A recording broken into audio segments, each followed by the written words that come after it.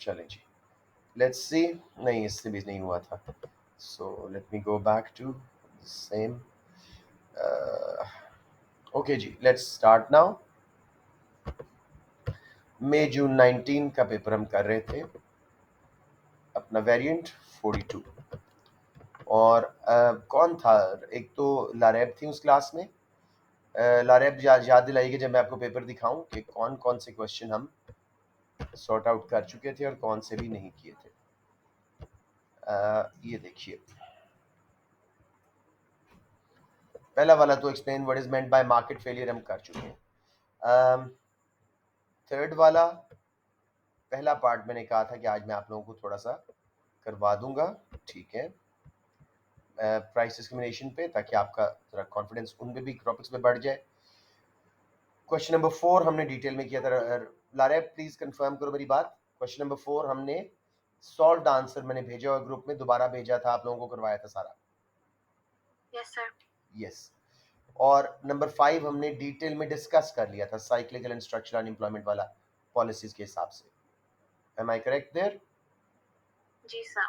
और 6 भी हमने एक मिनट, नहीं, 6 हमने शायद प्रॉपरली नहीं किया था। ए पार्ट क्वांटिटेटिव ईजिंग 6 ने किया था सर। 6 नहीं किया था, ठीक है। अलबत्ता 7 किया था। पोटेंशियल एंड एक्चुअल ग्रोथ में क्या फ़र्क होता है इकोनॉमिक ग्रोथ में, और फिर दूसरा पार्ट हमने ज़ुबानी डिस्कस किया था, याद है ना? ये भी कर लिया था। हाँ जी। तो हमारे पास आज 6 है जी, जिसको हम देख सकते हैं। और फिर हमारे पास क्वेश्चन नंबर 3A मैं आपको जल्दी से करवा देता हूँ, और 3B भी करवा देता हूँ, ताकि आप लोगों को इसमें इंशाल्लाह ताला एक ज़रा डिफरेंट टॉपिक्स पे करने की भी आदत पड़ जाए।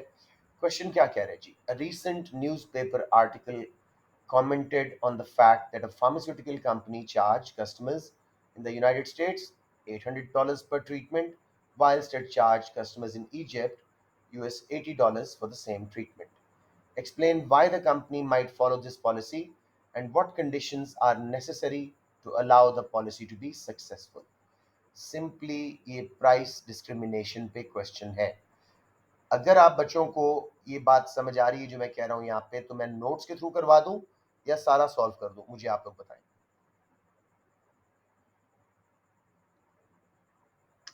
सर नोट्स भेज दें। नोट्स तो मैं आपको भेजे हुए हैं ना, आपके पास है नोट्स, उन्हीं में से मैं आपको खोल के दिखा रहा हूँ कि कैसे इस क्वेश्चन को सॉल्व करना होता है, एप्लीकेशन कैसे करनी है।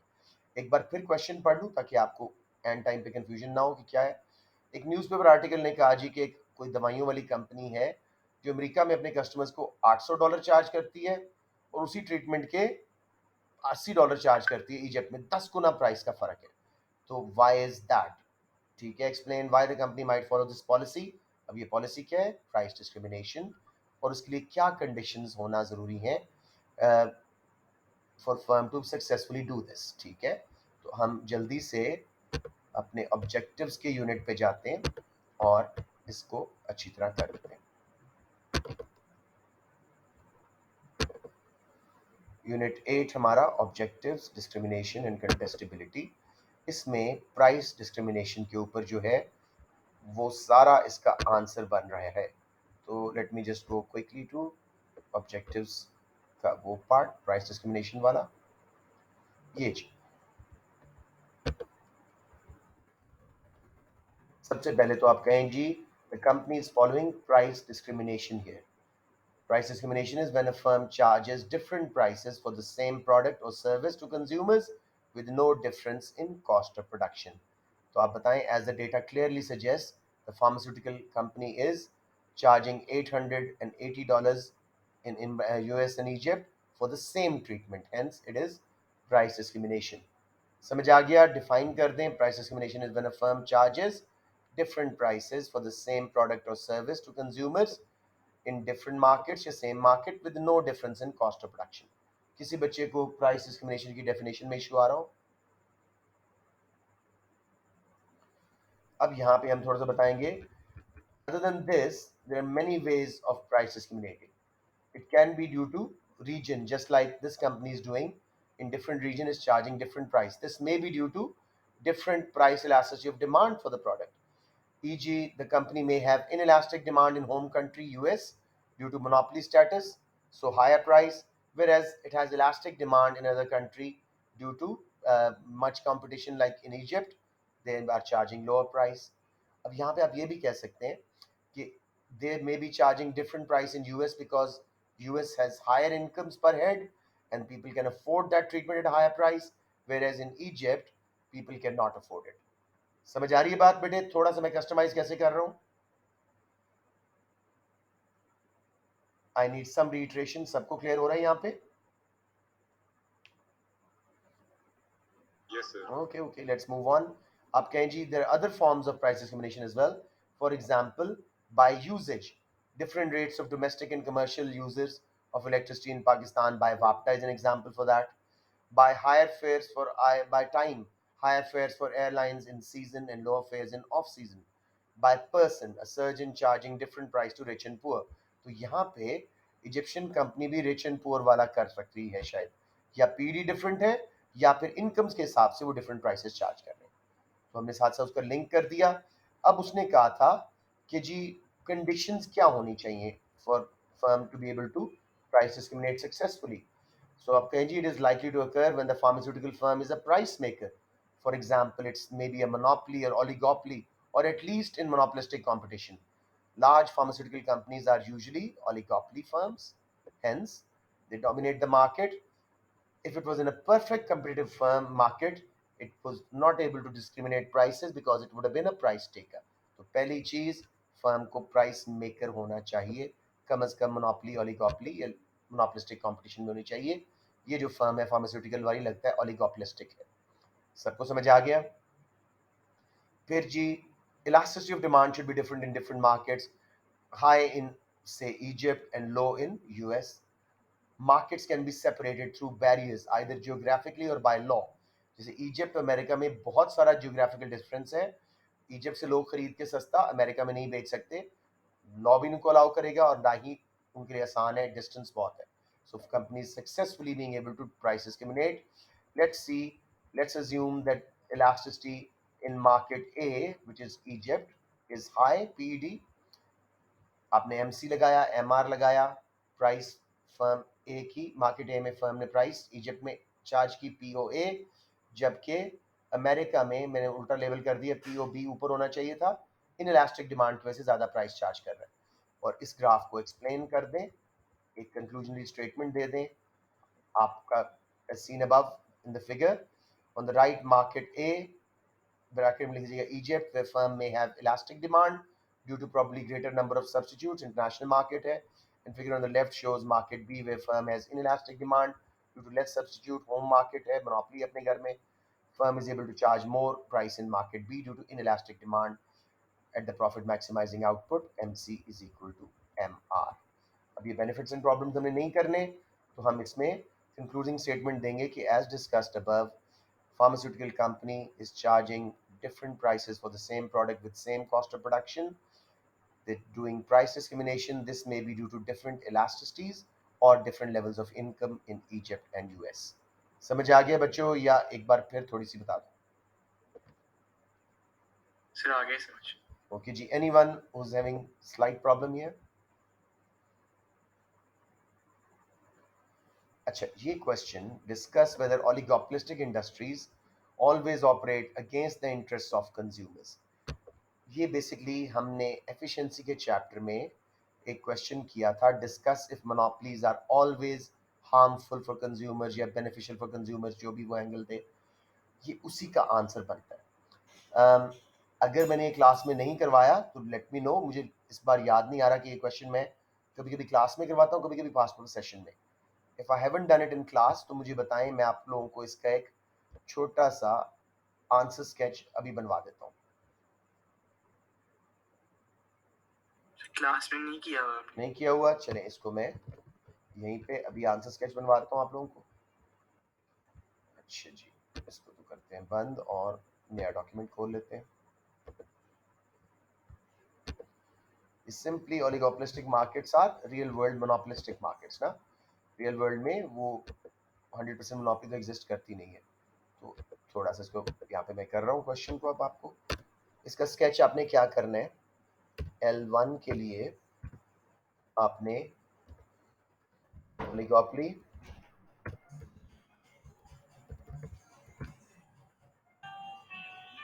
फीचर्स बता देने कुछ, ठीक है। अब यहाँ पे मैं वीडियोस तो बहुत अच्छे की लगा चुका हूँ, I hope you seen it. An oligopolistic market is dominated by a few large players.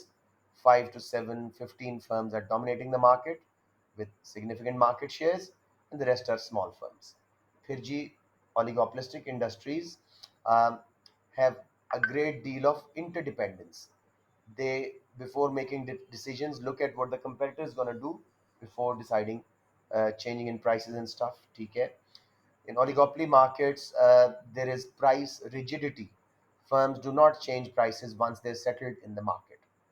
इसी तरह कुछ चार एक फीचर्स बताएं, ठीक है, थोड़ा सा रिवाइज कर लें ओलिगोपली को, खुदा न खास्ता सेक्शन ए में आया तो आपको नुकसान हो जाएगा। फिर उसके बाद जी, ओलिगोपली के फीचर्स बताने के बाद हम बताएंगे जी Y against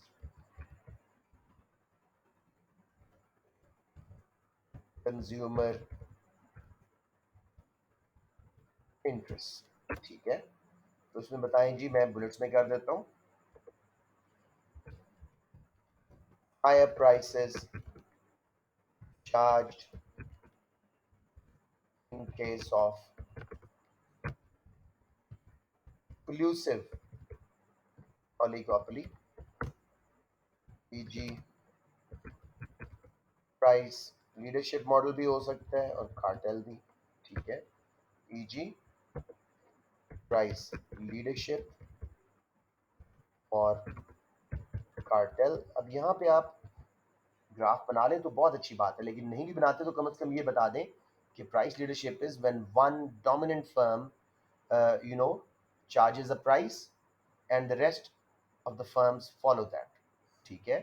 In such cases, if the firm is looking to maximize profit, the price will be set with MCMR according to the demand, and as a result higher prices will be paid by consumers for the product।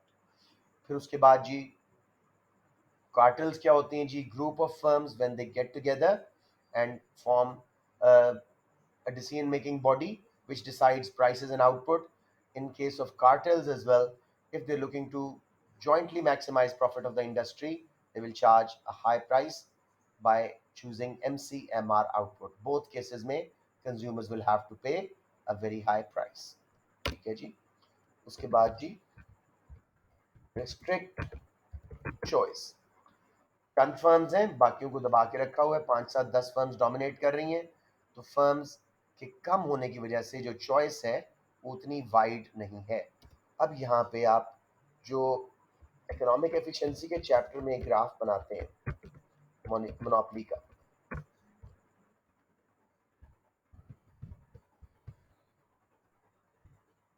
Sir जी बेटे।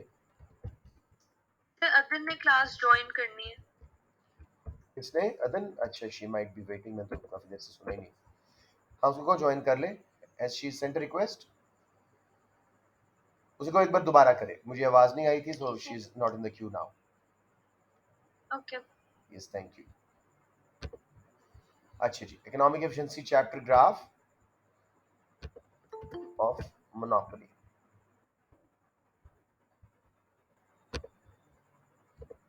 जी, of monopoly. और वही सारा बताइएगा कैसे productively inefficient हैं, allocatively inefficient हैं, dead weight loss कर रहे हैं। बाय नाउ आप सबको ये ग्राफ आना चाहिए, नहीं आता तो मुझे बताएं, एक बार फिर बना के दिखा दो। सबको क्लियर है? उसको परफेक्ट मार्केट से कंपेयर करना, डिमांड सप्लाई वाली आउटपुट एंड प्राइस से डेड वेट लॉस दिखाना, सबको क्लियर है? और बताइएगा उस डेड वेट लॉस की वजह से कंज्यूमर एंड प्रोड्यूसर सरप्लस दोनों में कमी हो रही है, खास तौर पे कंज्यूमर सरप्लस में। बेटे गॉट इट? ओके। उसके बाद जी, नॉन कोल्यूसिव ओलिगोपोली, जिसमें आपस में कोई एग्रीमेंट नहीं कर रहे, ठीक है, may also have rigid pricing due to kinked demand curve। थोड़ा सा किंग डिमांड कर्व का बता दीजिएगा कि पहले इलास्टिक होता है फिर इनइलास्टिक, तो फर्म प्राइस कट करने से डरती हैं, ठीक है, और वो जो मार्केट प्राइस है उसी पे सेटल रहती हैं, इसलिए कंज्यूमर्स को सस्ती चीज़ें नहीं मिलती। अब जी वाई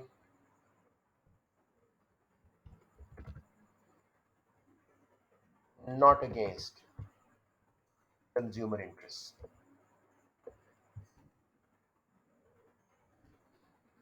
इसके अंदर भी हम बुलेट्स में कर लेते हैं क्यों ये कंज्यूमर इंटरेस्ट के खिलाफ नहीं है। नंबर 1, लार्ज फर्म्स हैं और इनको इकोनॉमीज ऑफ स्केल मिलती हैं, इस वजह से इनकी एवरेज कॉस्ट रिड्यूस होती है और वो प्राइस लोअर ऑफर कर सकते हैं फर्म्स को, कंज्यूमर्स को अपनी सेल बढ़ाने के लिए लोअर प्राइस कर सकते हैं।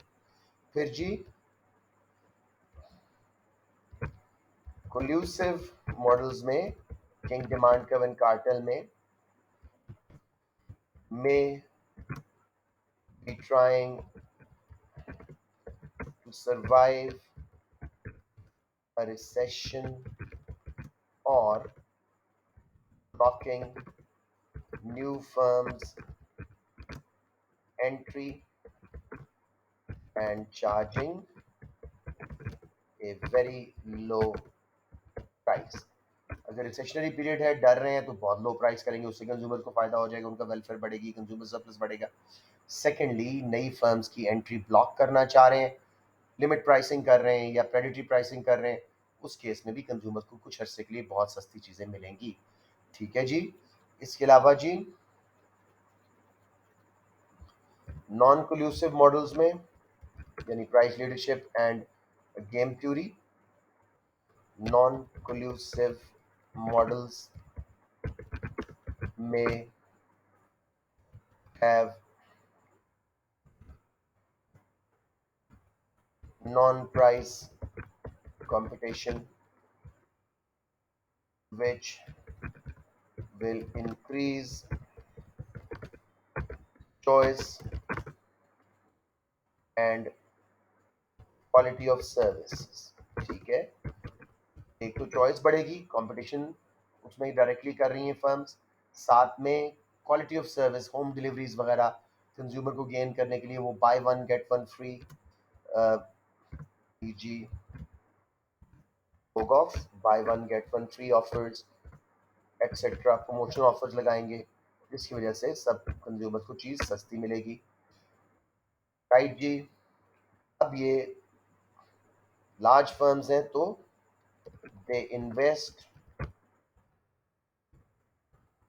इन research and development causing dynamic efficiency, उससे कंज्यूमर्स की चॉइस बढ़ती है, उसको बहुत अच्छी अच्छी चीज़ें सस्ती मिल जाती हैं because of their research and development. समझ आ गया बेटे, वाई अगेंस्ट ये लेवल 2 था और वाई नॉट अगेंस्ट लेवल 3 हो गया। यहाँ पे हम एक कंक्लूडिंग स्टेटमेंट दे देंगे।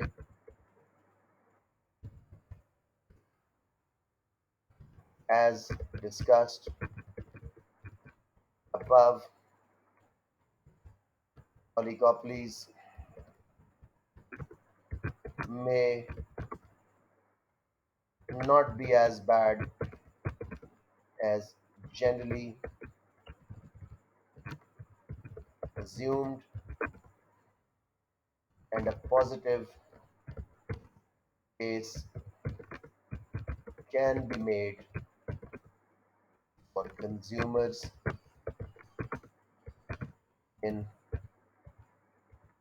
oligopolistic markets due to increased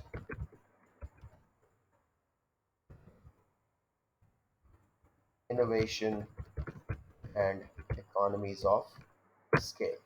जी बच्चों, समझ आ गया सबको? You want me to save this document and send it to you in the group? या clear है?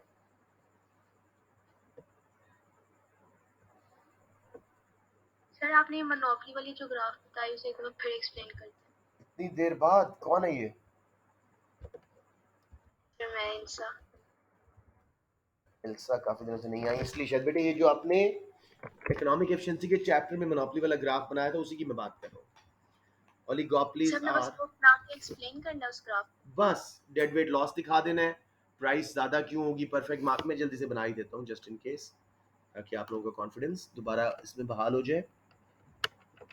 ये यहाँ पे मैं एक minute, so I make a very small सा ग्राफ, डिमांड कर्व लगाएं, उसको ए आर लिखें, एम आर को पहले गिरा दें, फिर जैसे उसमें किया हुआ था हमने नॉर्मल प्रॉफिट का, आपकी मर्जी है, अब नॉर्मल प्रॉफिट दिखाना है, अब नॉर्मल दिखा देते हैं, अब नॉर्मल प्रॉफिट दिखा देते हैं, एम सी लगाया, एम सी एम आर का इक्विलिब्रियम लें, उस पर ओ लिखिएगा, ओलिगोपोली, क्वांटिटी ओलिगोपोली, अब आएंगी डिमांड कर्व तक, ये प्राइस ओलिगोपोली चार्ज करी थी, अब प्रॉफिट वगैरह दिखाने की जरूरत नहीं है। लोएस्ट पॉइंट ये है, ऑप्टिमम पॉइंट जहाँ पे एवरेज कॉस्ट लोएस्ट है, हम उससे ऊपर पॉइंट ए पे बना रहे हैं। फिर G M C A R के बराबर, यू नो एम सी ए सी के बराबर नहीं है, ये एम सी है और ये प्राइस है, एम सी प्राइस के बराबर नहीं है, तो देखो मार्जिनल कॉस्ट ना ही प्राइस के बराबर है ना ही एवरेज कॉस्ट के बराबर है, तो एलोकेटिव एफिशिएंसी भी नहीं है, प्रोडक्टिव एफिशिएंसी भी नहीं है।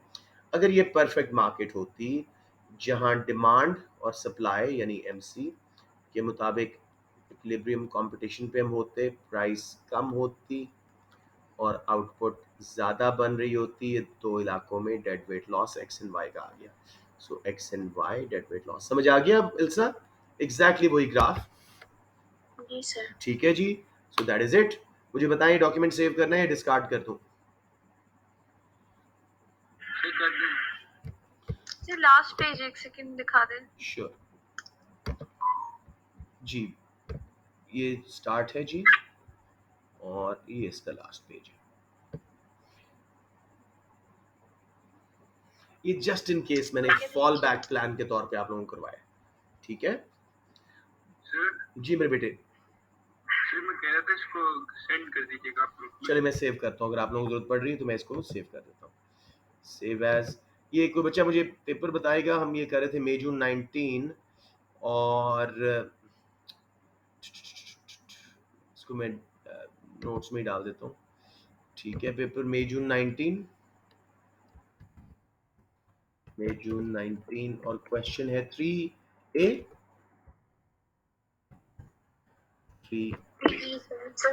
3B है 3B, ठीक है जी। तो ये मैंने इसको अभी से यहाँ पे PDF फॉर्म में सेव कर देता हूँ ताकि ये ग्राफ भी ज़ाया ना हो, और I'll forward it to your groups after class, ठीक है जी। ये बन गया हमारा, ये पेपर कंप्लीट हुआ, वापस चलते हैं जी।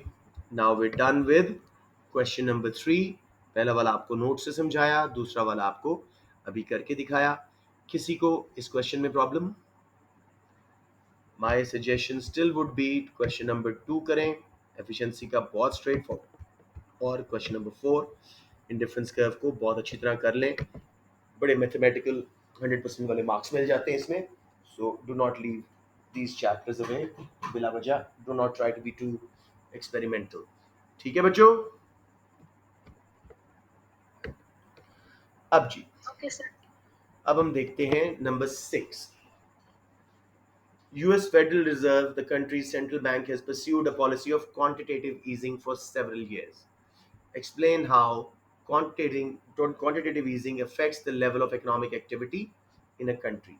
इसके ऊपर हमने एक डिटेल्ड क्वेश्चन किया था कुछ दिन पहले, बुरहान मेरा स्टूडेंट है, उसने इसका बहुत अच्छा एक एक आंसर बनाया, उसने 25 मार्क का लिखा हुआ है, तो आई थिंक आई फॉरवर्ड दैट, और इसकी वीडियो आप पिछली क्लास में देख सकते हैं।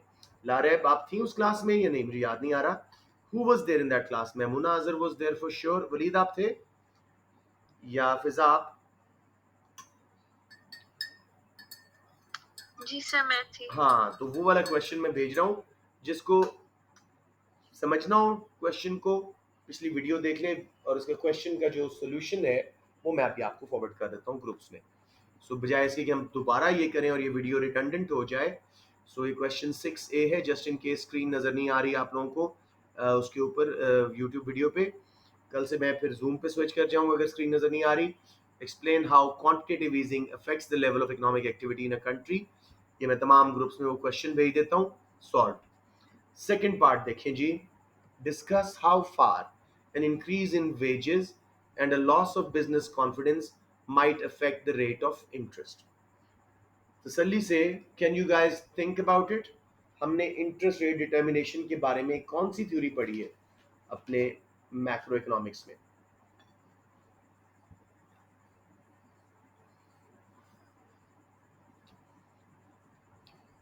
बेटे कौन सी थ्योरी है जिसमें या एलपीसी एलपीटी.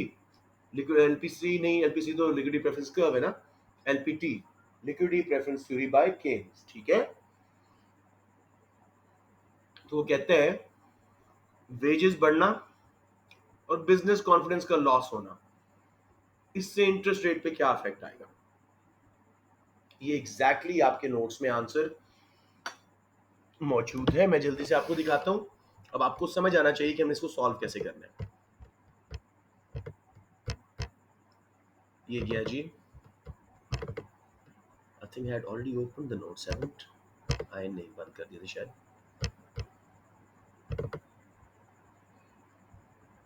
मैक्रो इकोनॉमिक्स ये पहला पार्ट उसका हो. सही फॉर्म में खोलता हूं. तो अब तसल्ली से बजाय टेंशन लेने की आपने पहले अपनी उसको command of the subject and syllabus दिखानी है. ये देखें. ये तो आप कहें जी according to JM Keynes interest rate is determined by interaction of demand and supply of money. बिल्कुल ब्रीफ सा बताइएगा. केन्स के मुताबिक मनी सप्लाई गवर्नमेंट डिटरमिन करती है. परफेक्टली इनइलास्टिक कर्व होता है. इंटरेस्ट रेट चेंज हो या नहीं मैं बता दूं जस्ट इन केस अगर स्क्रीन नजर नहीं आ रही. I am on your notes unit 4 liquidity preference theory macro economics. ठीक है. ये बनाने के बाद सिर्फ लिस्ट कर दीजिएगा. ओपन मार्केट ऑपरेशंस गवर्नमेंट करती है. Buying and selling bond, liquidity ratio, discount rate change कर करके मनी सप्लाई को चेंज करती है. मेनली आपने इस पे करना है. Demand curve for money, liquidity preference curve is determined bye demand for money के तीन मोटिव्स. ये बहुत दफा हम कर चुके हैं. Transaction, precaution. अब देखें यहां तक बनाएंगे कि एमपीडी टोटली इनइलास्टिक होता है इंटरेस्ट रेट चेंज पे. अलबत्ता अगर इनकम्स बढ़े या कम हो तो ये पूरा कर्व शिफ्ट होगा. अब जरा क्वेश्चन पे आते हैं. क्वेश्चन हमें यहाँ पे बता रहे हैं. ये ये देखिए वो कह रहे हैं जी discuss how far a rise in wages. Wages बढ़ने से हमारी इनकम्स बढ़ती हैं. Demand curve for transaction and precaution motive right पे शिफ्ट होता है. बेटे सब बच्चे फॉलो कर रहे हो?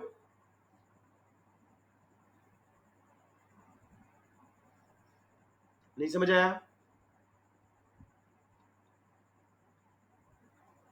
I am a bit blind here. मुझे बताएं नहीं समझ आया तो मैं दोबारा आराम से समझाऊं. फिर एक्सप्लेन कर देना यार. श्योर. चलिए पहले मुझे लगता है लिक्विडिटी प्रेफरेंस थ्योरी में ही कमजोरी है. पहले उसको जाके समझ लें. ये ट्रांजैक्शन मोटिव सबको क्लियर है? प्रिकॉशन मोटिव मुझे पहले बताएं. जी सर. Good enough. या अब बताएं ये शिफ्ट क्यों होगा? इनकम्स बढ़े, वेज बढ़ने से तो पूरा मनी ट्रांजैक्शन डिमांड राइट पे शिफ्ट हो रहा है. यही मैंने आपको कहा था. कोई confusion? No. Same with precaution. Incomes बढ़े तो राइट पे शिफ्ट हो जाएगा. राइट. वेजेस बढ़ी थी, इनकम्स बढ़ी थी, राइट पे शिफ्ट हो गया. अब हम स्पेकुलेशन की बात करते हैं. फ्यूचर गेन के लिए हम बॉन्ड्स में इन्वेस्ट कर रहे हैं. कब खरीदते हैं बॉन्ड? जब वो सस्ते हैं और इंटरेस्ट रेट ज़्यादा हो. और कब कैश होल्ड करते हैं? जब वो महंगे हों और इंटरेस्ट रेट कम हो. इसकी वजह से डिमांड कर्व फॉर मनी की शेप ये हो जाती है. Money speculation demand, interest elastic है. मिल मिला के पूरा demand curve for money inelastic, interest elastic हो जाता है. अब बेटे वेजेस बढ़ने से ये देखो लिक्विडिटी प्रेफरेंस कर्व राइट पे शिफ्ट होगा. इंटरेस्ट रेट IR1 पे आ जाएगा. ये सारी बात पे वो जाना चाह रहा है. Are you following?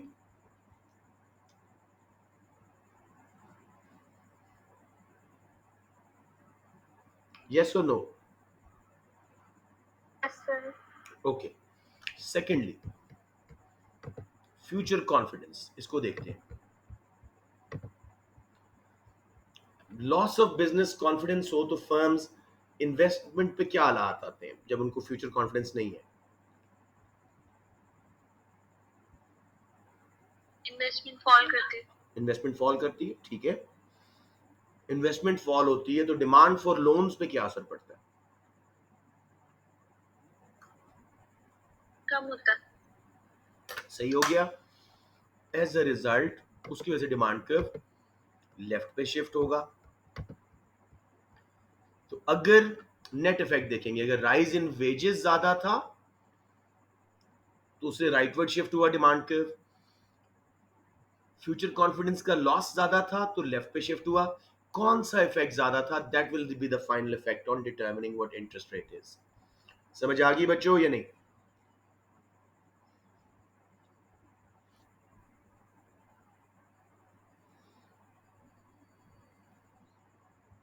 मुझे बताएं, ये क्वेश्चन अगर नहीं समझ आ रहा तो मैं डिटेल में करवाता हूं।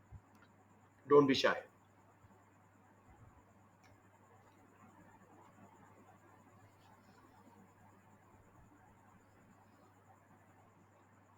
नो आंसर मीन समझ आ गए?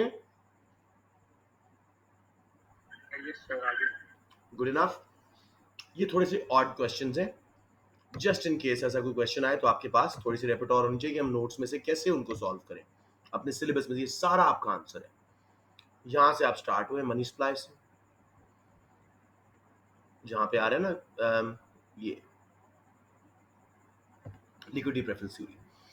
ये हम पहले आपको बताते हैं इंटरेस्ट रेट डिटरमिन कैसा होता है before looking at how rise in wages and loss of business confidence affect interest rate. Let's understand how interest rate is determined. Keynes के मुताबिक ये डिमांड एंड सप्लाई के थ्रू डिटरमिन होता है। Money supply government fix करती है तो वो परफेक्टली इलास्टिक होती है इंटरेस्ट रेट चेंजेस पे।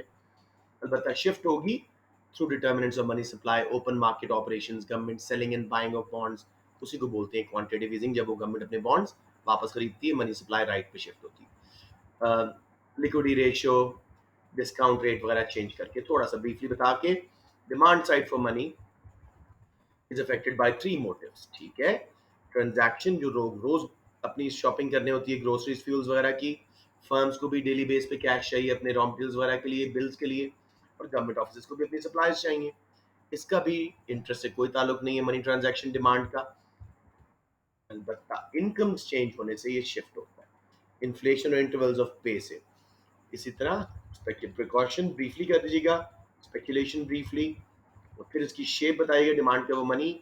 स्पेकुलेशन डिमांड, क्योंकि इंटरेस्ट इलास्टिक है तो टोटल डिमांड का फॉर मनी इंटरेस्ट इलास्टिक हो जाता है।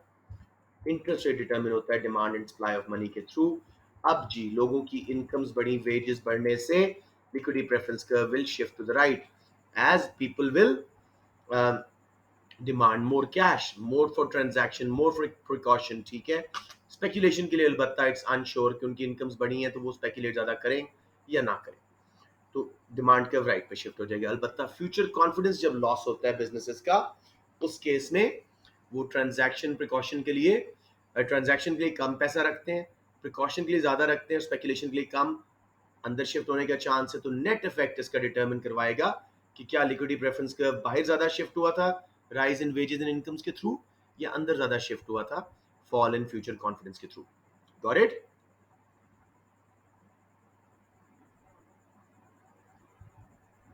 Yes sir. Let's now go back. अब जरा हाई साइड में इस पेपर को देखिए। Second question easily doable. Third one अब आपने कर लिया, पहले थोड़ा सा मसला होता। Fourth very very easy, straight from consumer behaviour. और अगर मजबूरी आ रही है, कुछ गड़बड़ हो रही है, तो पांचवा क्वेश्चन भी आप लोग कर सकते थे। सो इट्स नॉट कि आपको चॉइसेस नहीं मिलेंगी। This is one of those weight paper जिसमें जरा चॉइसेस 3 मिली हैं, वरना नॉर्मली 4 मिल जाती हैं फ्रॉम दीज मॉडल आंसर्स। तो सब बच्चों को क्लियर है? तो मैं अगला शुरू करूं।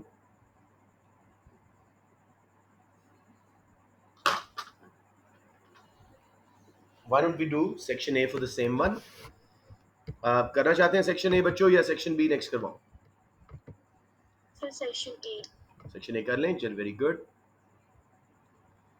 अच्छा जी, इंडियाज ग्रोसरी मार्केट, कुछ बच्चों ने शायद पहले किया हो। आराम से बच्चों 3 पैराग्राफ पहले वाले पढ़ लो, मैं सुकून से आपकी वेट करूंगा, जब कहेंगे पढ़ लिए then I will come down.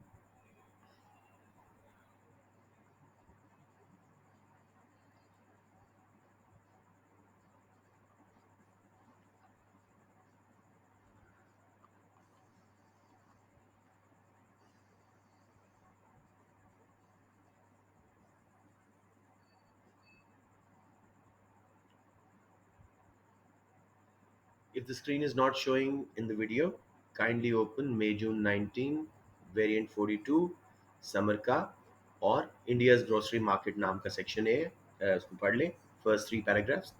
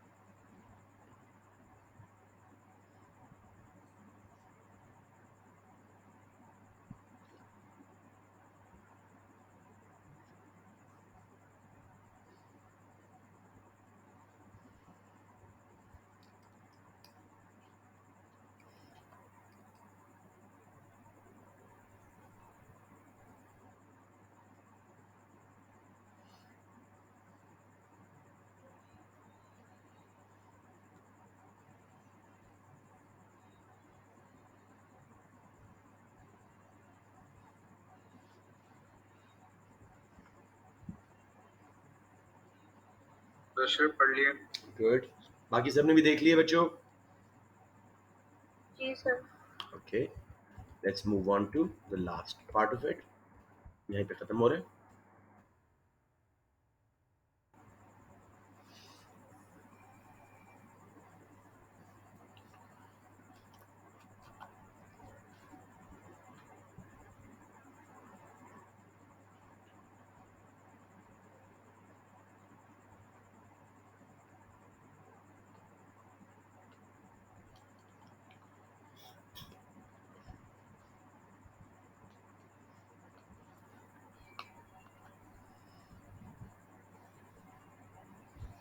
Done sir. Done, सबने पढ़ लिया? Very good. मुझे बता दें बाकी किसी ने पढ़ना है तो. Okay, let's go to the questions now. Identify करें इसमें डेटा से है, जनरल है या पार्शली फ्रॉम डेटा. इसमें डेटा से काफ़ी कुछ मिलता है A2 के पेपर्स में. Identify 2 ways in which kiranas compete for customers. So Abdullah Mahmood, information में से कोई 2 तरीके निकालें जिसमें किराना स्टोर्स कस्टमर्स के लिए compete करते हैं.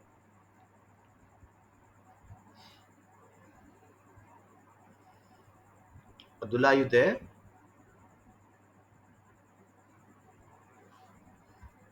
I guess not. एक minute. Yes, he's not there.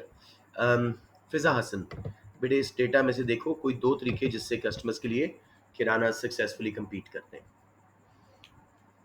Freshly produced goods. Goods नहीं, सही बात करो. Fresh vegetables. साफ साफ यहाँ से डेटा से निकाल के दे दो. मिस्टर सिंह ने जैसे कहा यहाँ पे कि वो सस्ती जरूर है लेकिन they can not compete me in quality as I have fresh vegetables या एग्जॉटिक प्रोड्यूस. हाँ, नीचे फ्रेश वेजिटेबल्स का भी जिक्र हुआ है. एक हो गया, और बता दो. And government intervention, government protect कर रही है इनको, सिर्फ आइडेंटिफाई था बेटे, 2 words will give you both marks. सबको समझ आ गया? आइडेंटिफाई है तो don't keep writing lines in panic कि वही मैंने पेपर दे रहा हूँ, identify, just 2 identifications. Fresh produce, ठीक है जी, better quality, balancing the budgets के बारे में मशवरे, something like that, government intervention, 2 marks. B part G. Fiza Kashif, what can be concluded about the groceries and vegetable trade in India from figure 1.1? अब ये कोई इकोनॉमिस्ट भी नहीं कर सकता जब तक उसके पास फिगर 1.1 ना हो। वो कहते हैं ग्रोसरीज एंड वेजिटेबल ट्रेड जो इंडिया में हो रही है उसके बारे में क्या कंक्लूजन्स लिए जा सकते हैं फिगर 1.1 से। 5 पॉइंट्स हमने लेने हैं मेरे बेटा, तसल्ली से सोचें।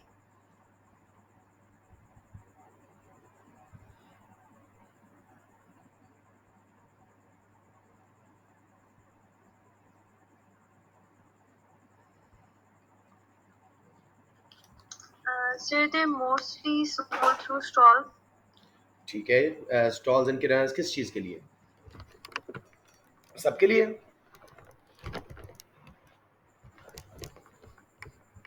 इसको फर्दर एनालाइज करते जाओगे, मार्क्स आते जाएंगे। The most popular choices stalls and kiranas, ठीक है, 1 मार्क आपने ले लिया। फॉर व्हाट, किस किस में उनका मार्केट शेयर बढ़ा है, देखिए जाओ।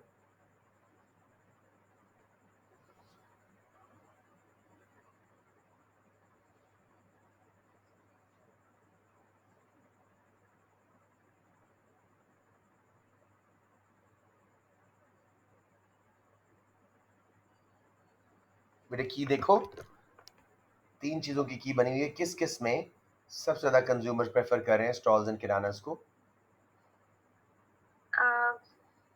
Groceries and vegetables. और वेजिटेबल ओनली में भी, ठीक है ना। So stalls and kiranas are the most popular choice for consumers in groceries and vegetables only. समझ आ गया ना? ये आपका वेल एक्सप्लेन्ड पॉइंट बन गया। लेट्स, हाँ वलीद आप बता दें कोई और पॉइंट आपको नजर आ रहा हो?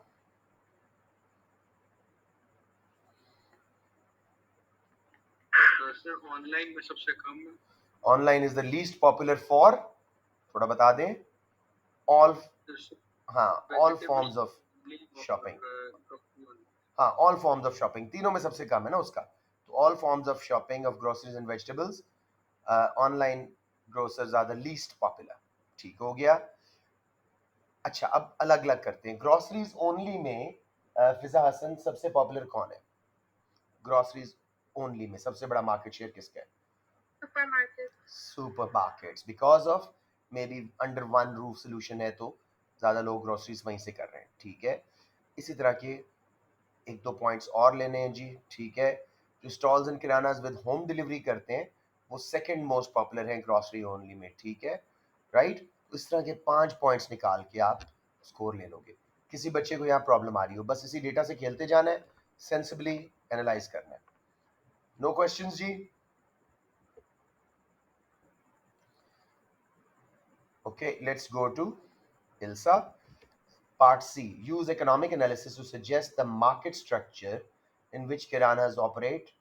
सबसे पहले आपने आइडेंटिफाई करना है ये कौन सा मार्केट स्ट्रक्चर है, दोबारा डेटा दिखाता हूँ। फिर वो कहता है explain how equilibrium is reached in by a firm in such a market.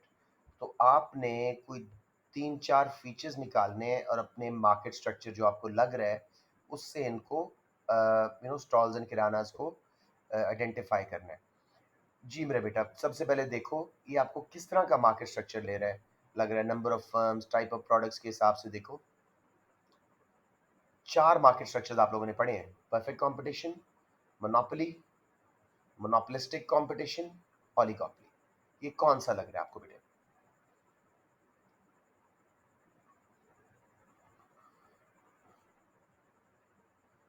Is Ilsa there? Yes, sir. Okay, I'm waiting. आसान करो अपने लिए, क्या एक ही फर्म डोमिनेट कर रही है तो मोनोपोली है, राइट? अगर एक ही फर्म सिर्फ डोमिनेट कर रही है, अगर होमोजीनियस गुड्स हैं तो परफेक्ट कंपटीशन है, अगर वैरायटी है ठीक है तो फिर ये परफेक्ट कंपटीशन नहीं है, number of sellers and buyers ज़्यादा हैं तो ये मोनोपोलिस्टिक कंपटीशन है, ठीक है, समझ रहे हो? इस तरह करके आप तसल्ली से अपनी ओलिगोपोली, अगर 5-7 बड़ी फर्म्स कंट्रोल कर रही हैं तो ओलिगोपोली बन जाती। बताएं मुझे। सर मुझे परफेक्ट कंपटीशन लग रही है। ओ मेरा बेटा, परफेक्ट कंपटीशन रियलिटी में एग्जिस्ट नहीं करता, आप लोगों को बहुत दफा बताया है। अम, देखो ठीक है, vegetables and fruits are similar, but देखो उसमें आइसबर्ग लेटस भी वो दे रहा है, स्ट्रॉबेरीज भी दे रहा है, कितनी कितनी उसने डिफरेंशिएशंस बोली हैं, तो that is a wrong answer. ठीक है, तो किस किस को मोनोपोलिस्टिक कंपटीशन लग रहा था ये?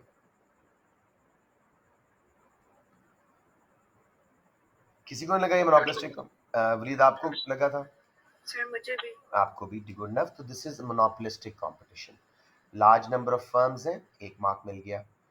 Products are differentiated, iceberg lettuce भी है, ब्रोकली भी है, फ्रेश प्रोड्यूस भी है, और सेव्ड रखी हुई है रेफ्रिजरेटेड उधर सुपरमार्केट्स में, तो this is differentiation in products. ठीक है, फिर उसके बाद जी बैरियर्स टू एंट्री लो हैं, इसलिए बहुत सारे सेटअप हुए हैं। ठीक है, फिर उसके बाद स्मॉल मार्केट शेयर्स हैं किरानास वगैरह के, स्टॉल्स एंड किरानास की उसने बात कर रहा है, स्टॉल्स एंड किरानास के स्मॉल मार्केट शेयर्स हैं, तो ये एक मोनोपोलिस्टिक कंपटीशन वाली मार्केट है। इल्सा, बात समझ आ गई? एक यस बार सर। आप लोग ना इमरान लतीफ़ के नोट्स में से वो जो कंपैरिजन ऑफ मार्केट स्ट्रक्चर्स दिया ना, उसको एक बार देख लें, फिर ये इंशाल्लाह प्रॉब्लम नहीं होगा। अब इसका चाहे ग्राफ के थ्रू करें, उसने मांगा नहीं है, लेकिन वो कहता है इसमें इक्विलिब्रियम कैसे होता है। आई वुड से ग्राफ बना दें, नॉर्मल प्रॉफिट का बना दें, इनका लॉन्ग रन का, इलास्टिक सा, नॉट परफेक्टली इलास्टिक सा डिमांड कर्व लगाएं, उसको ए आर लेबल करें, नीचे एम आर भी जरा इलास्टिक सा लगा दें, एसी को साथ मिला के आर के नॉर्मल प्रॉफिट दिखा दें, और कहें जी कि इनका इक्विलिब्रियम एस्टैब्लिश होता है through m c m r output, क्योंकि ये फर्म्स प्रॉफिट मैक्सिमाइजर्स हैं, और इस आउटपुट में मैं लॉन्ग रन का दिखा रही हूँ, इनमें नॉर्मल प्रॉफिट कमाते हैं। समझ आ गई मेरा बेटा? कोई कंफ्यूजन?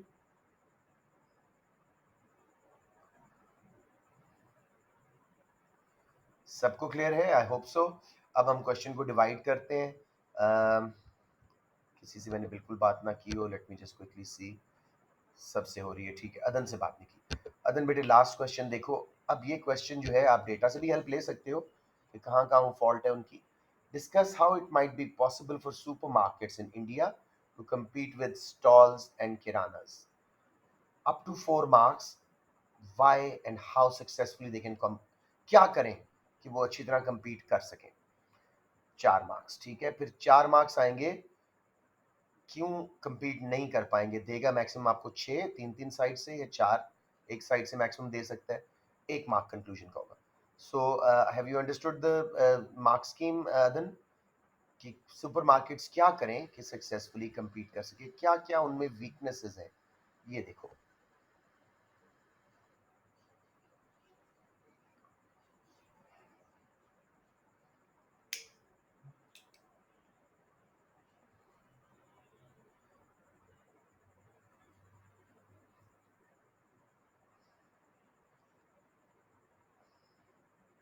अदन बेटे, मुझे इतना बता दो कि आप प्रोसेस कर रहे हो, so I do not pass it on. जी सर कर रही हाँ ठीक है, टाइम।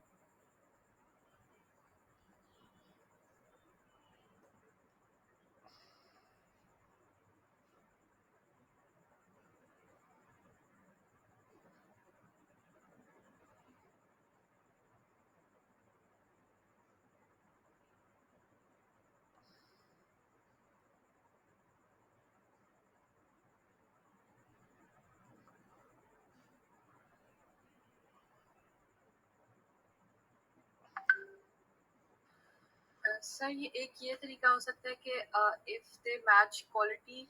बहुत अच्छे, शाबाश। जरा एक्सप्लेन करो 2-1 मार्क्स के लिए।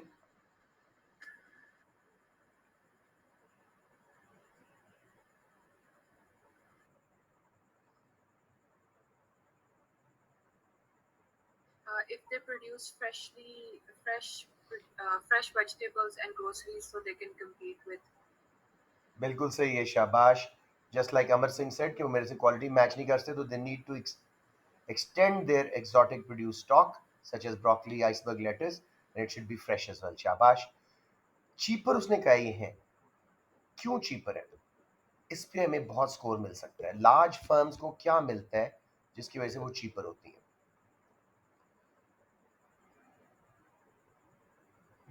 What benefits do firms get because of being large, एक टर्म है इकोनॉमिक्स में पढ़ते हैं, उस पर ग्राफ इकोनॉमीज ऑफ स्केल, और दो इकोनॉमीज बता भी देना, ये बल्क बाइंग डिस्काउंट्स ले रहे होंगे, ठीक है जी। इसके अलावा इनको बैंक लोन्स बड़े लो इंटरेस्ट रेट पे मिल जाएंगे, फाइनेंशियल इकोनॉमीज हर जगह पे लोकेशन है इनकी, तो इस लिहाज से इनके रिस्क बेरिंग हो जाते हैं। यहाँ पे 2-3 मार्क्स यहाँ पे आ गए। स्टोर लोकेशंस इनकी अच्छी नहीं है, तो they can try to find locations बेशक smaller but slightly closer to the customers. तो ये इनको हमने सजेशंस दी। अब आपके पास बहुत सारा डेटा है कि क्यों compete नहीं कर पाएंगे। Let's give it to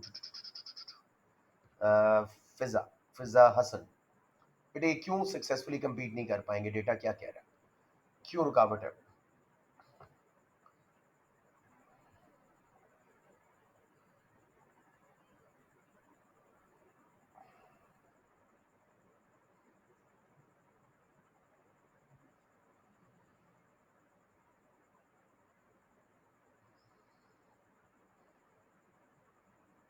Small shops have more knowledge, so they attract customers more. बहुत अच्छे, वो कंज्यूमर के बैलेंस बजट करने में मदद दे रहे हैं।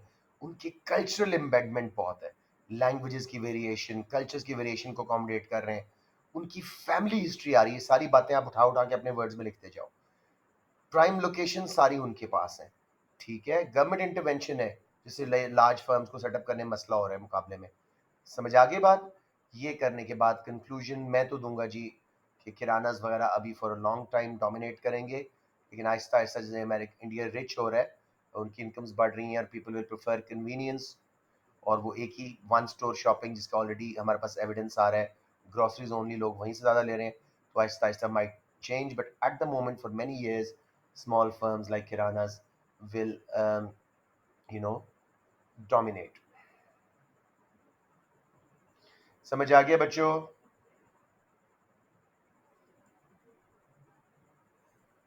That's it ji. we are I think done with the whole paper। अगर किसी को confusion हो तो videos